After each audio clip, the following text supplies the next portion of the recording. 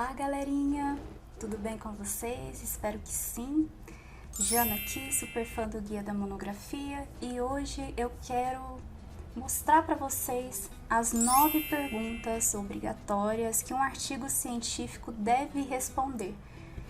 Tá todo mundo comigo? Vamos lá?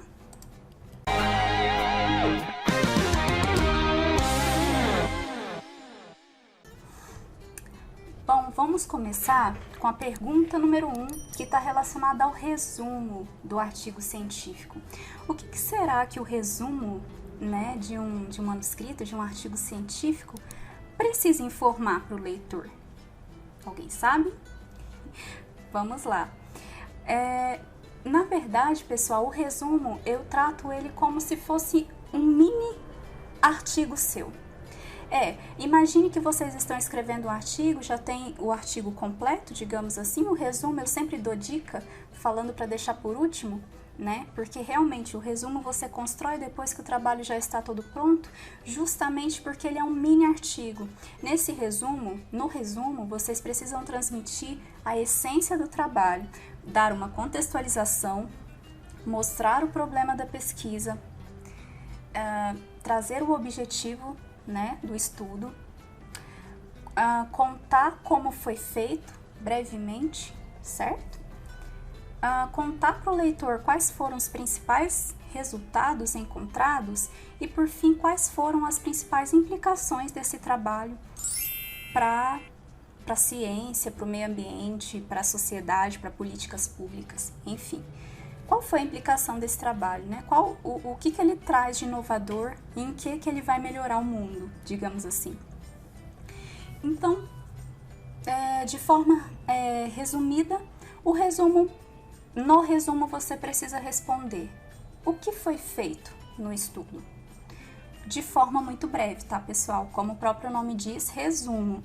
Geralmente, tá, isso não é uma regra, mas os resumos, eles variam de 100 a 250 palavras no artigo científico, tá? Pode ter aí algumas alterações conforme a área, conforme o periódico, a revista científica, mas no geral de 100 a 250 palavras, menos é mais, tá? Coloque no resumo somente as informações que realmente são importantes. Por quê? Porque o resumo, ele vai vender o peixinho de vocês.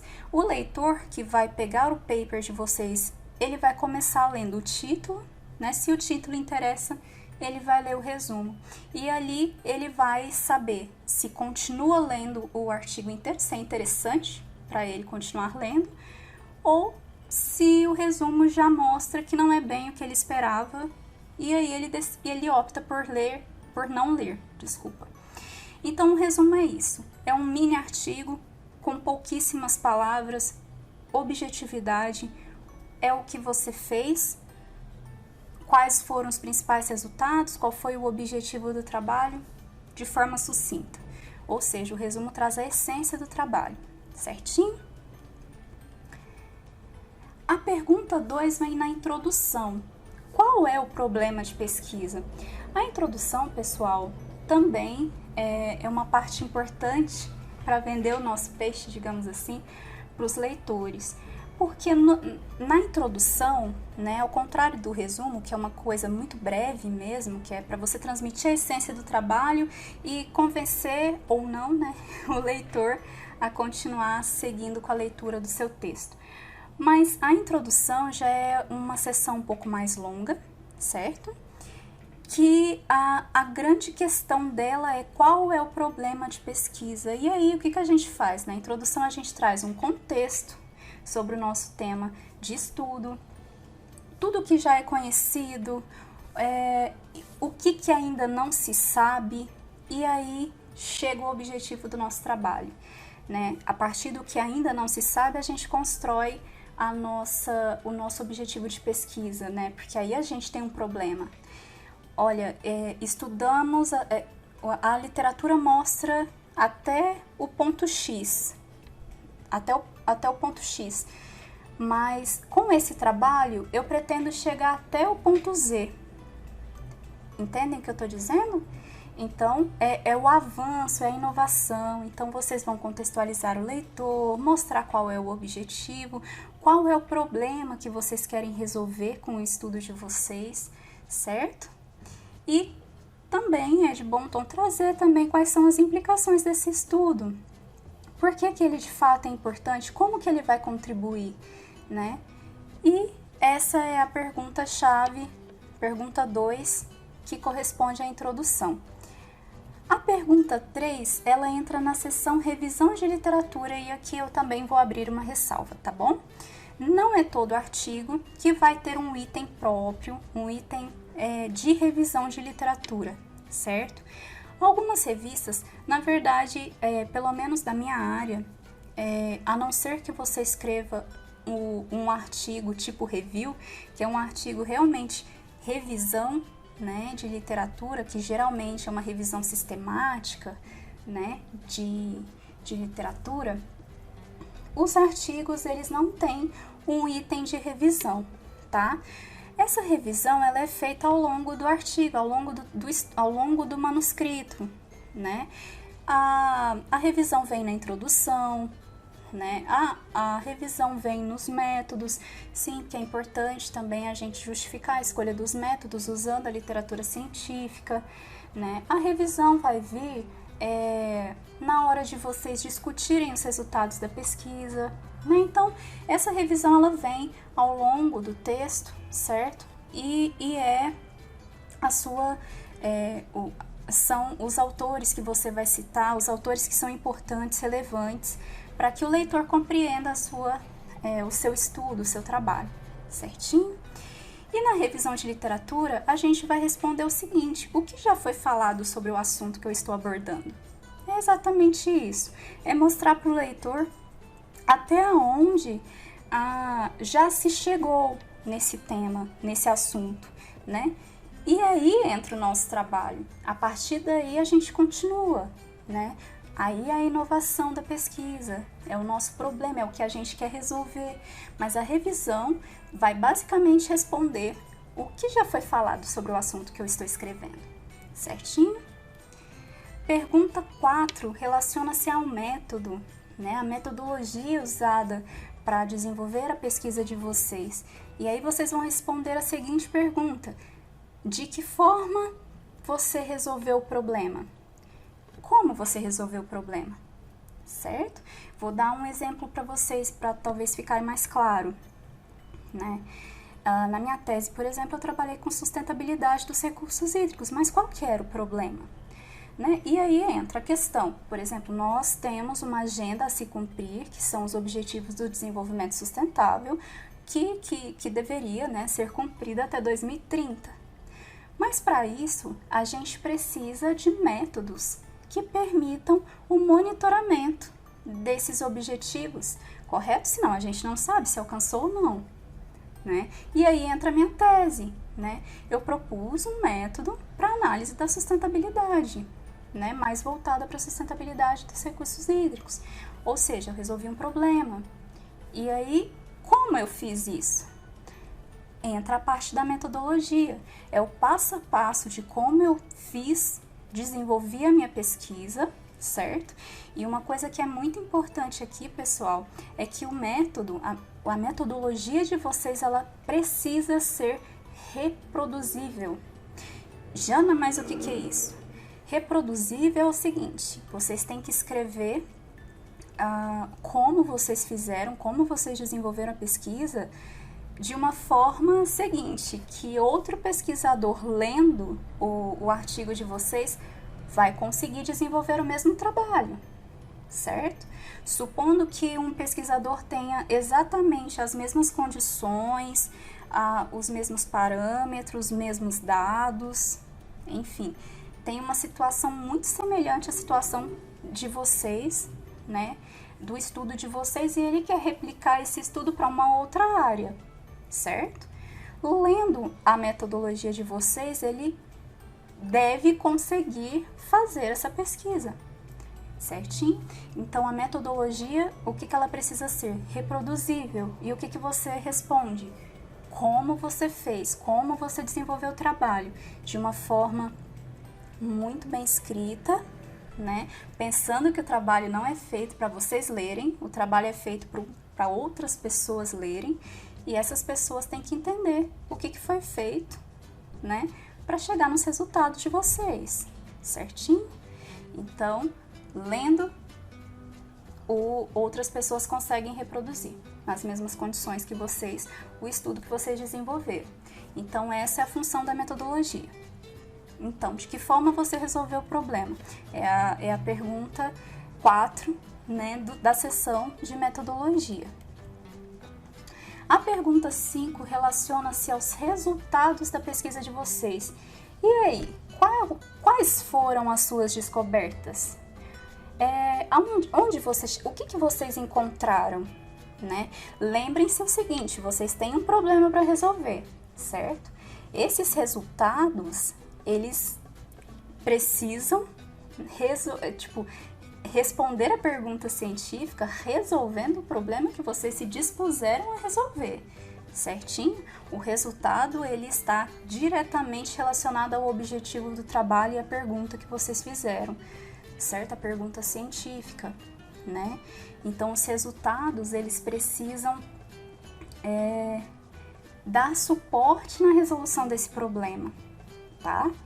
E aí, quais foram as descobertas?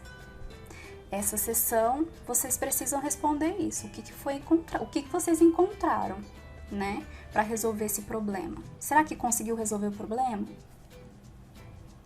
Aconteceu algum contratempo?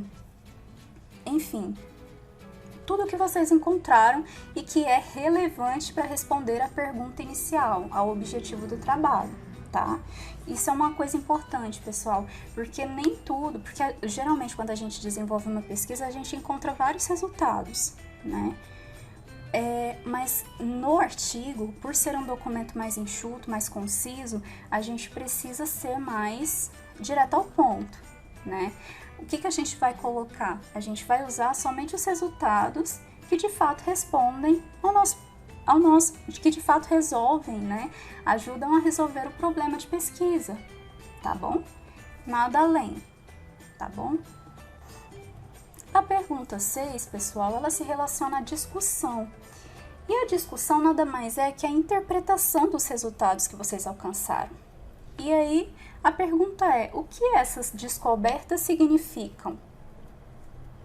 Vocês alcançaram alguns resultados a fim de resolver um problema, certo?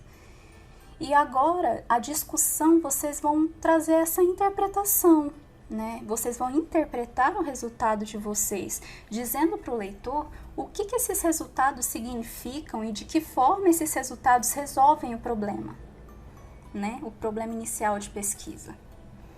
É basicamente isso a sessão de discussão. Então, a pergunta 6, o que essas descobertas significam? Né? Como os meus resultados vão resolver o meu problema, o problema que eu dispus, né, a resolver.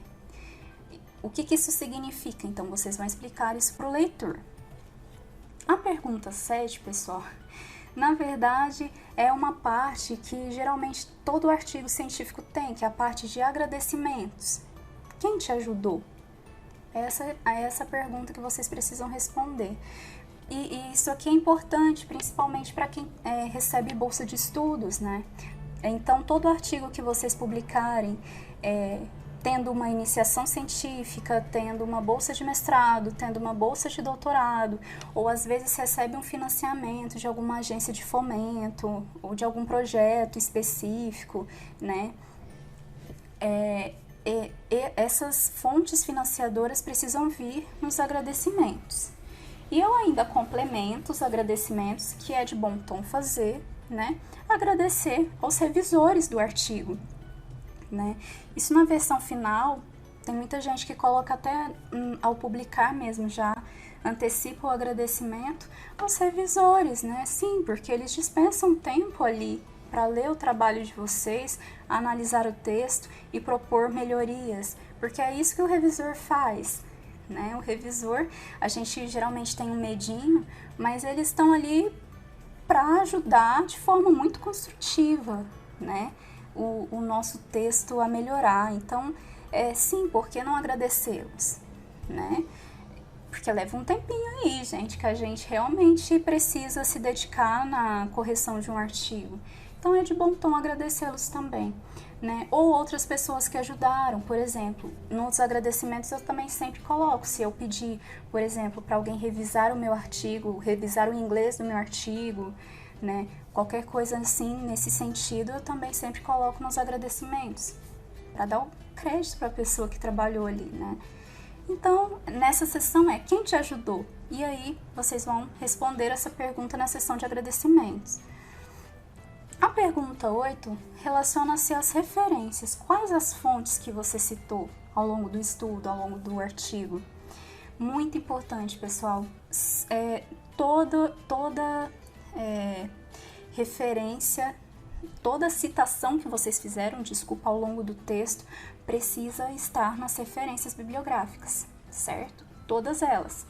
Então, isso é importante, porque se falta algum revisor vai bater o olho e vai pedir para vocês complementarem. Então, vamos evitar o trabalho posterior e fazer bem direitinho essa sessão, tá?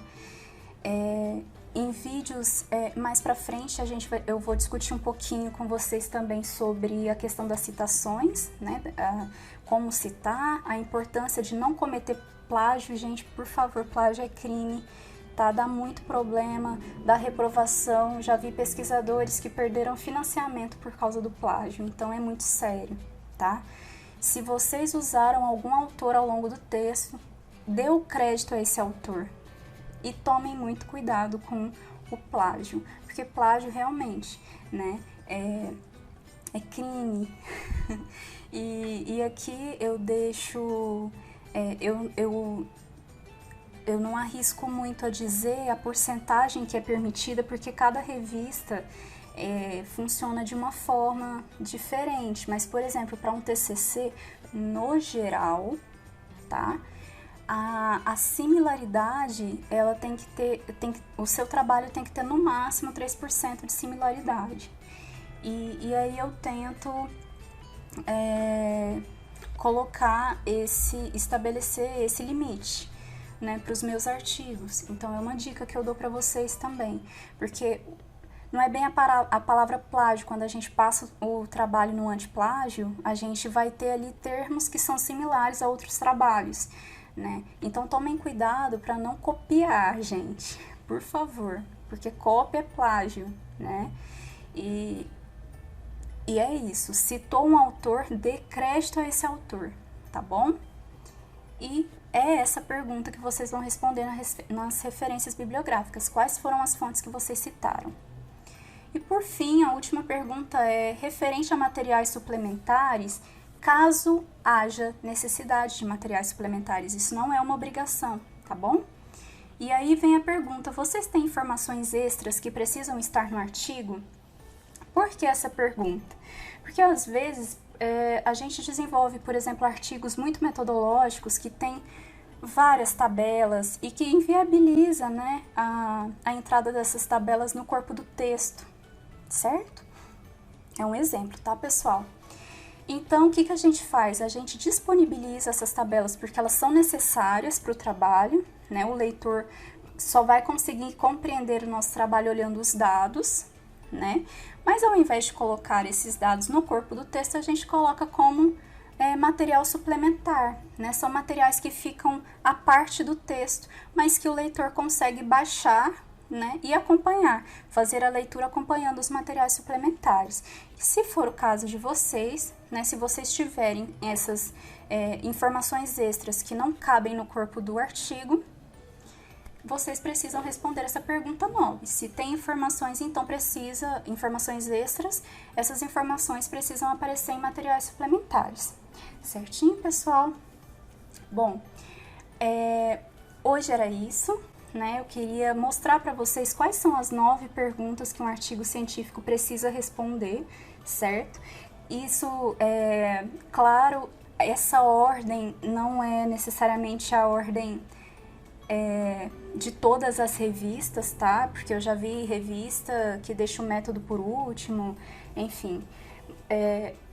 Mas são perguntas, são seções importantes de um artigo, que podem vir com outras nomenclaturas também, a depender do periódico, a depender da área, né? Então, mas são perguntas gerais. No geral, os artigos precisam responder, tá bom? Então, vamos lá. Se vocês gostaram do vídeo, deixe o like, compartilhe com amigos que estão aí escrevendo artigo científico, porque vai ser importante para eles. Fiquem à vontade para comentar, fazer críticas também, tá, pessoal? Críticas construtivas são muito bem-vindas. Sugestões de novos vídeos, tá bom? Eu vou fazer questão de responder a todos os comentários de vocês, tá bom, pessoal? Espero que tenha ajudado. Desejo que vocês façam um bom TCC. Muito obrigada pela companhia e até o próximo vídeo. Beijo!